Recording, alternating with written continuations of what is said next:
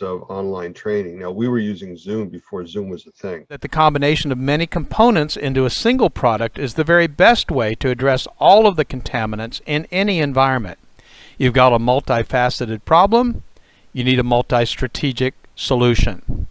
If you have a greater interest in the products that have been developed around the clustered ion, multi-cluster ionization trademark, we have provided a module on your page entitled BLS Products to help you better understand the options you may have for your own use or may want to offer to your clients. The trademarked MCI multi-cluster ionization technology are incorporated in all of these products, from HVAC probes to standalones. They're affordable, effective, and efficacious for air and surfaces in virtually any environment. Safe for humans, but lethal to microbes. Thank you for taking the time to get better educated on the basics of IAQ. We offer more advanced trainings in the IAQ field, which includes specific trainings on mold, formaldehyde, as well as more trainings in the indoor air quality field itself. And we look forward to providing more information in the classes ahead.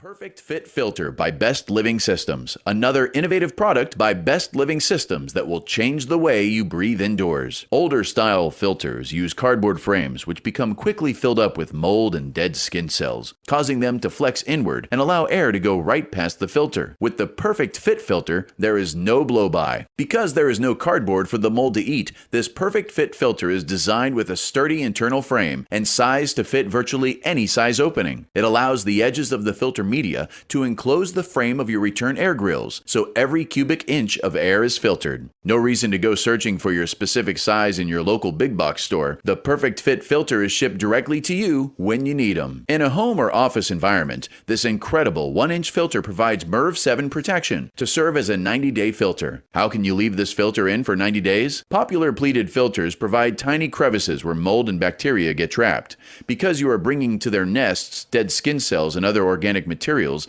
the microbes find a safe harbor, an environment where they can grow and reproduce. This is called bionesting, and the Perfect Fit Filter reduces the possibility of these microbes contaminating the air we breathe. Because the Perfect Fit Filter is rated with a MERV 7, the industry standard for 1-inch filters, it does not restrict airflow or put unnecessary strain on your air handler. The Perfect Fit Filter, now available by monthly subscription and free shipping at perfectfitfilter.com. The Perfect Fit for people who like to breathe.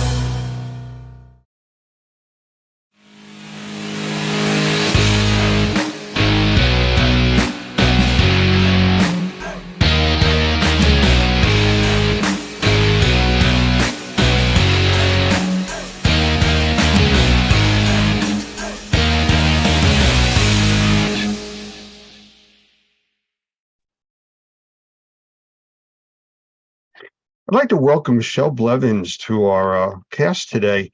I've talked with Michelle quite a bit, and I've met her several times at multiple trade shows. It's always fun to have a conversation with her, and I thought it'd be really good to bring her in here tonight to talk about who she is, how she's involved in the industry, and the magazine that she is running. So, Michelle, how about a quick hello? Hello. Thanks so much for having me, Lance. I really appreciate it. And hello to everyone who's watching or listening. Well, thank you. Well, let's get right into it. Tell us a little bit about you before we even get into the magazine side, because that's really fascinating to me, but I want to know more about you. Okay, so I have been in the restoration industry since 2015. I have a background in TV and print journalism. My first job out of college was at a very local small town newspaper in very rural Indiana. We still did court news and going over to the courthouse to look through the big ledgers and see who got arrested that week and who got divorced and who had the land transfers and all that. That's where I really cut my teeth in relationships and all of that. Also where I covered my first flood. There was a very localized flood there, and there were homes that were flooded that were then raised up quite a bit. So that was my first kind of experience with that. Also first experience around house fires and all those kinds of things. That's where I learned what happened on the emergency scene, but I had no idea what happened once the emergency vehicles left. So, then I was 6 years at a TV station in Northern Michigan where I was the executive producer there. And then in 2015, I joined another industry publication. I was the editor-in-chief there for a while. And then I purchased CNR, which is Cleaning and Restoration magazine, from the Restoration Industry Association in July of 2021. So I have been running it since then. There's a team of 5 of us that are behind the scenes running CNR, and I absolutely love it every single day. I am also a mom of 2, and they are 8 and 3. My 8-year-old plays hockey. My 3-year-old is trying to learn to skate, and they are a handful, and it's super fun. And I'm excited to be here and chat more. So if I said juggling was a lifestyle, I think it's fairly accurate. Big time. We're fortunate that, everybody says it takes a village, and we have a village. We have good friends, and my mother-in-law is incredible and watches our younger one 2 days a week. And, I have a babysitter here. We're recording on a snow day, our second snow day in a row. So we have an amazing babysitter who shows up on a moment's notice and takes them sledding and does all the great things with them. And so we have the best possible people around us to make it all work. Very good. Well, why don't you tell us a little bit about CNR as a magazine, because we obviously are dealing with the indoor air quality, mold assessment, mold remediation industry, and your title alone is, right there for us. Sure. So CNR has been around since, we think, somewhere in the 1940s.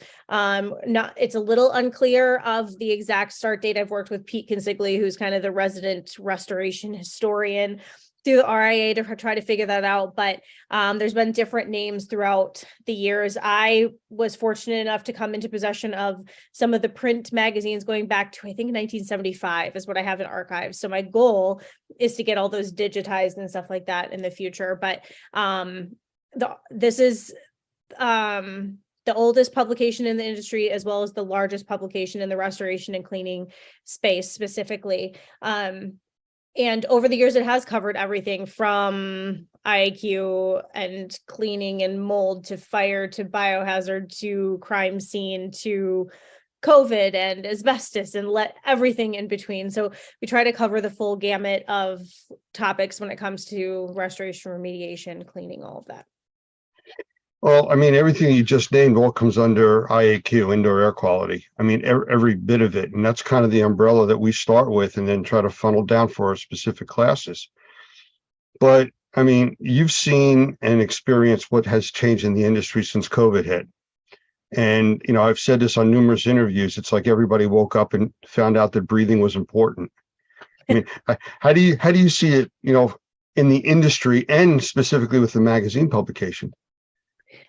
I think the industry has changed in a number of ways. I think customers are looking more for the IAQ piece and making sure that when a restoration project is done, that it doesn't just physically look good, but that it's actually done healthily. I can think of a contractor in California who's dealt with a lot of the wildfires that have been out there, and they actually are on the forefront of helping with more sustainable building practices to help homes be more fire resistant if there are more wildfires. And I think that is something that the industry is learning, that we need to be a little bit more proactive in some of these things, make sure I think COVID gave the industry a big lesson on how to actually clean. I mean, the root of the restoration industry is cleaning, right? Like we are cleaners at heart, and then everything else kind of revolves around it.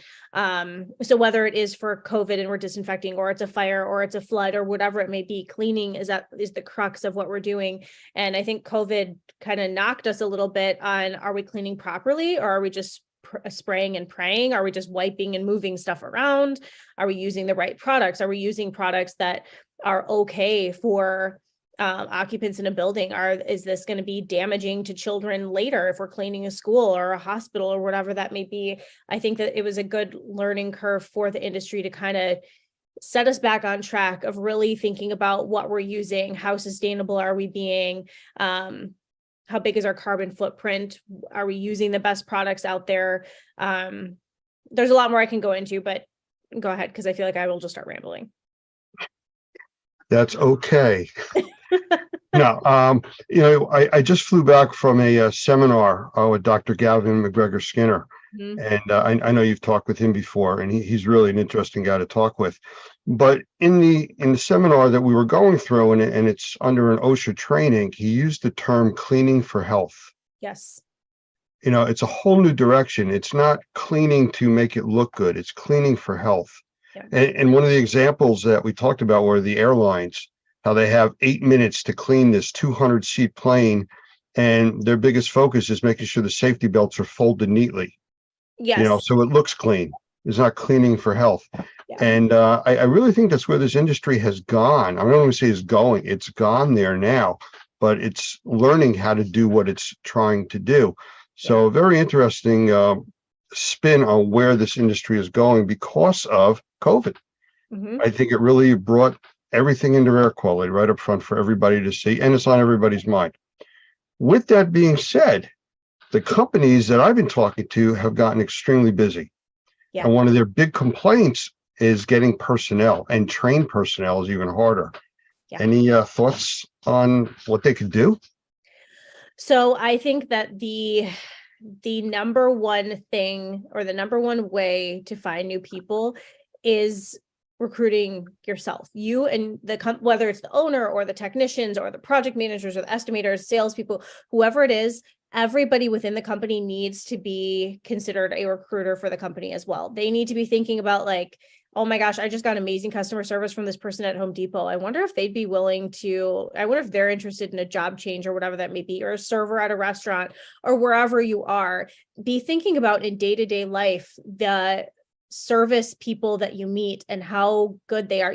Anybody can be trained on how to dry a structure or remove mold or remove odor or whatever that is. The technical stuff can be trained, but the character and the work ethic and all that can't be trained. So you need to be looking for people in your everyday world that carry those character qualities that then you can train for the skill later. So I know of some restoration companies where they make little business cards that say, hey, you are a rock star at customer service. We would love to talk to you about being part of our team. And then if you flip it over, there's like a name and number for the hiring manager or whoever that may be.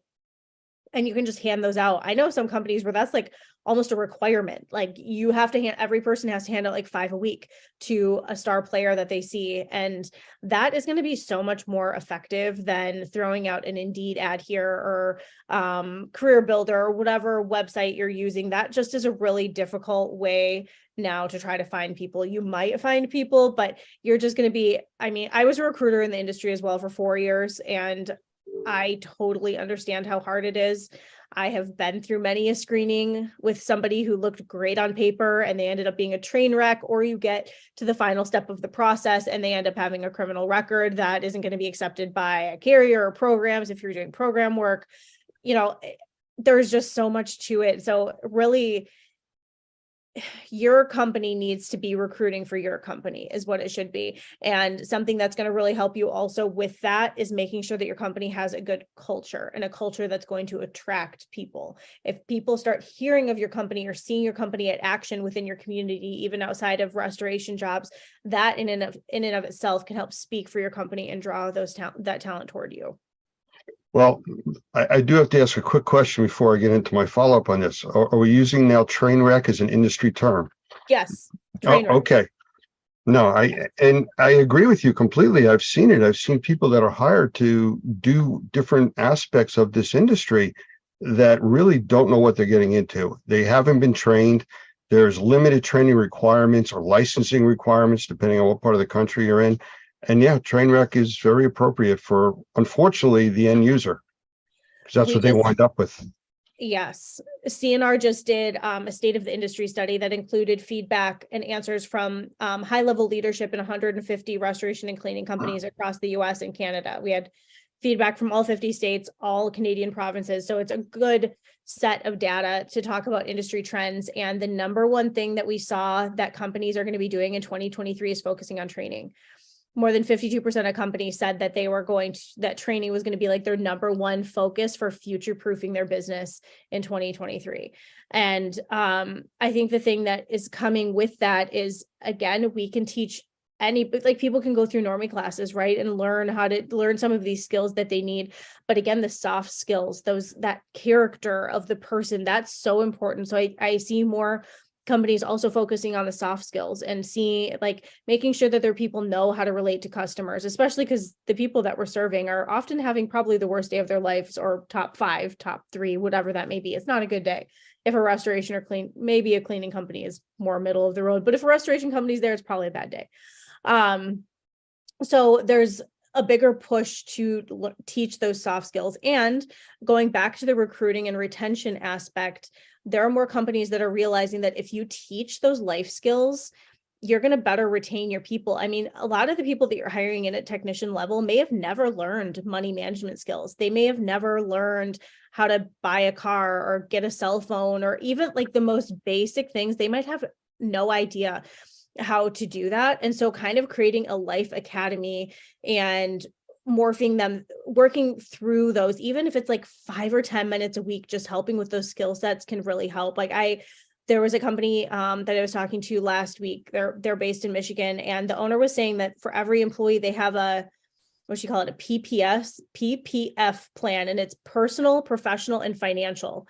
And they go through those, I can't remember what she said, a few times a year. And they do like their 1 year, 3 or 5 year, and 10-year outlooks, I think, for their goals. And they actually work with their team to get, how do you reach those goals? And it's not just career stuff, it's personal and financial as well. And how can we help you get there? And that helps retain people, helps them find a career path as well, and not just guess their way through the company. So the soft side of things is really important. Well, you're absolutely right. We actually did quite a few classes for a group called Sustainable Workforce Alliance, which is basically teaching basic skills to groups of people. It was a funded by, I think it was a federal grant down to a state grant, and put quite a few people through that, just giving them basic skills, how to manage their life and be able to work and things like that. So, I mean, that's there. And now we're working with, Gavin and ISSA, and we have this big program we're rolling out through OSHA that, we'd love to train 1 million people across the US. It's one of the problems with it is, like you said, people being in the industry, and I'm looking at it as you need to train people to a professional level, or to at least be an essential level. Yeah. And that's one of the things that Gavin had an issue with, where this whole industry, the cleaning industry, they're not considered essential employees. Yeah. And if you think about it, you have these major hospitals where people that are sick are going in, but your employees that have to be there to clean it are essential. When there's curfews, they can't go. Yeah. So it's a whole new way of thinking about this industry and elevating it. One of the examples he mentioned in the class was, if you're driving down the road and you see a traffic detail going on, you'll see a guy standing there with a stop or a slow sign. They have to go through training and be certified to do that. But the people cleaning your operating room, they don't. So it's definitely a change. I think there's growing pains right now in the industry since COVID hit, but I think we're going in the right direction. So what do you got as far as, because I know you interview a lot of people also, any of the new technologies or electronic gizmos that are coming out? Sure, sure. So there's a lot, and I feel like you know a lot more on the IAQ side than I do. I mean, you introduced me to Air Answers and some others. So there's definitely a lot of technology on the IAQ side that you are far more well versed to talk about than I am. But something like Air Answers, I would say would be considered restore tech or insure tech. They're both terms that we've heard. Insure tech is something that I would say it's another result of COVID, right? There was a lot of technology in the industry before, but the COVID made us push forward. We weren't in customers' homes as much, or we had to be more careful. We needed to be able to get remote readings or whatever that may be. So InsureTech talks about like the Bluetooth technology that you can get through like Phoenix, for example, on your DHUs or whatever, that's going to give you remote access to your readings or whatever. You still need to be sending people to the job site. This isn't taking away jobs. It's not that level of AI or anything where people are losing their jobs, but it can help you with your moisture readings and keep up on those things. Other examples would be like Matterport and DocuSketch, where you can do 3D scans of entire homes or businesses or whatever that may be in minutes. And then you have the fine details that, it used to be that estimators had to sketch it all out, and that took forever. And well, I don't know, I don't have a picture of that dresser. I don't know if we put something on it and nicked it. Well, if you do a Matterport beforehand, you can, if somebody says something's missing or got damaged, zoom in and see, was it damaged when we got to the site? Was it not? Finding specific areas of damage and what needs to be fixed. There's also a lot happening that I won't go into. There's a lot happening on the carrier side as well. A lot of the technology does have to do with getting paid and kind of expediting that process for contractors. That's big down in Florida with the AOBs and all of that, which is still being an issue. I think one of the things that we didn't talk about, and I don't remember if we talked about it when we were at the last show, about the monitoring program that we were coming out with, or we've launched. We did a little bit. So refresh me. Well, it's a monitoring program where it's electronic devices that we put in environments, whether it's residential, commercial, or anything, that gives us 10 different parameters in real time over the internet that we're able to monitor. And what's different about this is it's not the customer that's monitoring it. It's our group of IAQ professionals that we monitor it, and we look for anomalies that are taking it out of range that will eventually cause problems. And then we notify the customer, we watch it, we help them analyze it, and then we put them in touch with IAQ professionals that can help them. We're out of it at that point, other than directing them to the people that could help. Very positive response from that. How do IAQ professionals get connected with you to be part of that? I understand that. Well, okay, I have multiple questions. First, how is this getting to the end user? Are contractors promoting this service when they're in homes, or maybe doing a mold assessment or whatever? Are they recommending this, and is that the starting point? Funny you should ask. Yes. There's several different programs, but the way that we are encouraging people to use it, there are portable kits, which are actually called IAQ doctor kits. Okay. Whether there's single units or multiple units for monitoring. I mean, this could do hundreds of units at a time. But when you walk in with this small kit, you set it up and you instantly are now getting readings being forwarded to the cloud, where you can get reports when you're done. You can also see it in real time. What the goal of that is once the customer sees how their air quality is being maintained, that they are able to get the system for themselves. And it's sold through the contractors that are on site actually doing the assessment. Okay. So, they're there, they're demonstrating it, they're using it in their assessment, and they're exposing the end user to it. We have made it where we are only letting the end users get it through trained contractors. Sure. We don't want people, saying it's going to do things it won't, making false promises. So we make sure they're all trained and going through it in that way. So how do contractors get the doctor kits? Well, the easiest way is as a Normie member, you have full access to all the training. The training is free. So becoming a Normie member at join.normie.org gets you into that. You're able to take the training. It's online, and you're then exposed to all of the different technologies that are involved with that program, how it works. And then we walk you through it from there. And then you go out and you're able to sell this program for the Normie Pro Monitoring is what it's called. Who are you finding on the end user side are the most interested? Is it like homeowners with kids? Is it offices? Pretty Like, much anybody that sees the doctor kit being used testing their environment. I mean, because they're instantly getting, which most people get now on any of the devices that are out there, temperature, relative humidity. But this also has CO2 levels. It has particulate levels at 10, 2.5, and 1 microns, which is the big thing right now in the industry of what's getting into the blood system, formaldehyde, and total VOCs or TVOCs, which are chemicals in the air. So it's a screening device that monitors 10 different things, including dew point. I'm sorry, that's also out there. And it will give us as the IAQ professionals a really good picture as to what's going on in real time and documenting it and letting the customer know that somebody else is watching for them if they're involved with the monitoring program. We've talked to a lot of people about the different monitors, and I've had them. I know you've talked with Doug. He's had all kinds of monitors for years. And, you get the monitor in the first week, you're looking at it every few hours. Okay, it's good, it's good, it's good, and within the second or third week, when's the last time you checked your monitor? A few weeks ago. Yeah. Well, do you know if anything's changed? No. We watch it continuously, and that's the big difference. we have a radon system in our house that we had put in when we moved in because we know that there's radon in our area. And I think about that every once in a while that they, when you first put it in, they tell you, okay, here's how, here's the gauge to know when it's going, or, you can kind of hear the fan running and all that. And it's like, I haven't looked at that thing in a year. I have no idea if it's really running or not. Hopefully.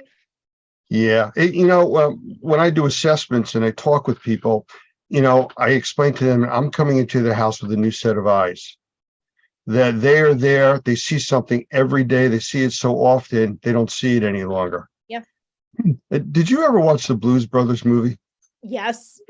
Well, there's a scene in there when the two brothers are talking to each other and they're talking about the Chicago trains going past their room, like 10 feet away. And he goes, How often do those trains go by? He goes, so often you won't even hear them.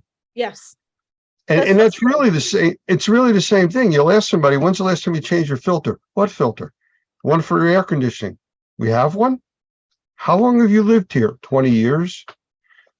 They just don't know. And these are true stories. These are the things that I ask people and the way they've responded. They just don't know because they don't see it on a rare occasion. They see it constantly, so they don't see it anymore. It's like being nose blind in a house that smells really bad. After 5 minutes, you don't smell it any longer.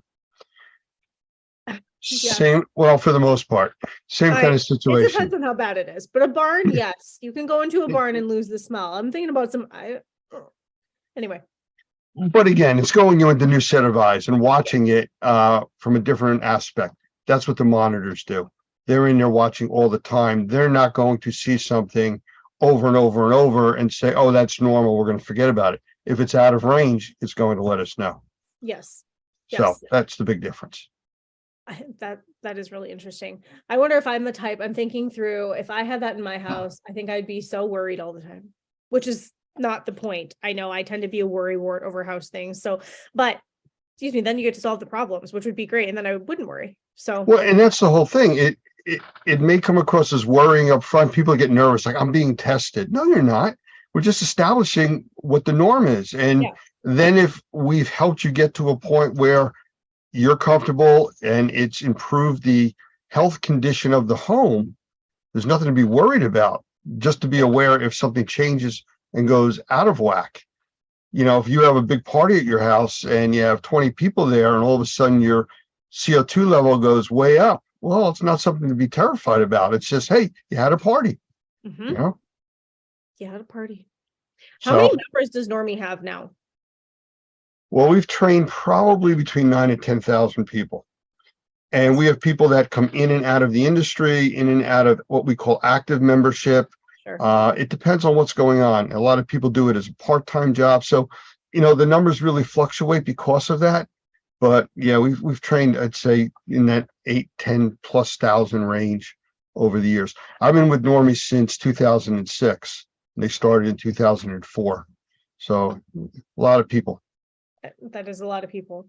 I love it. All right, so where do you think the industry is going next?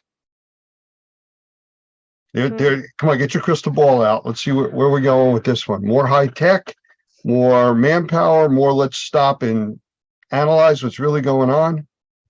More technology, more AI for sure. I know that there are some really cool AI pieces that are in the next year or so that are really going to help with estimating, especially restoration and reconstruction side of things. But people are never going to be replaced as this AI rolls out, but I think it's going to help considerably kind of even the playing field, hopefully level things out when they're in some of the more contentious areas of the industry, like TPAs and contractors and estimating platforms and all of that. So AI is one of them. I think that the industry is going to continue to grow. I think at any given time, people usually estimate that there's between 12 and 15,000 restoration companies in the US. I don't know how anybody actually knows that, because I think of like ServPros or Paul Davis's, or the franchises, or mom and pop, 2 men in a truck type companies.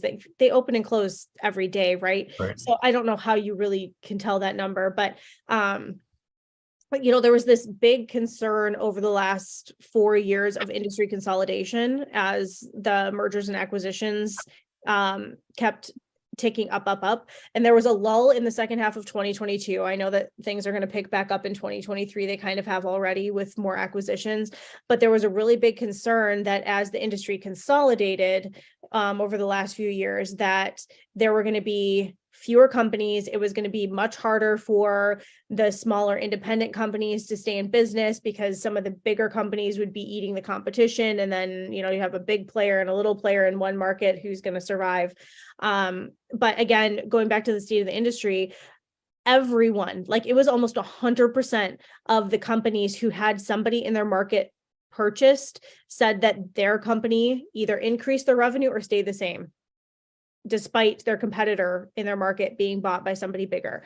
So I think that that's something to keep in mind for contractors, hopefully an area to take heart as you maybe see the consolidation continue over the next year or two. Interest rates are going to affect that and some other economic things, of course, but I do know that this trend is going to continue a little bit, I don't think to the degree it has been, but just know that even if that is happening, that doesn't mean that there isn't space for the smaller independents, because there absolutely is. And those are the backbone of the industry. I like to think Katie Smith, who is the president of the Restoration Industry Association Board of Directors, she calls herself an everyday restorer. And I like that. She and her husband run a company in Lillington, North Carolina. I want to welcome today's guest, Sarah Mack from Entropy Labs. So many of you know the lab. It used to be known as Prism Labs, and now it's Entropy. There are a lot of other companies in the same boat, so don't worry. Other trends.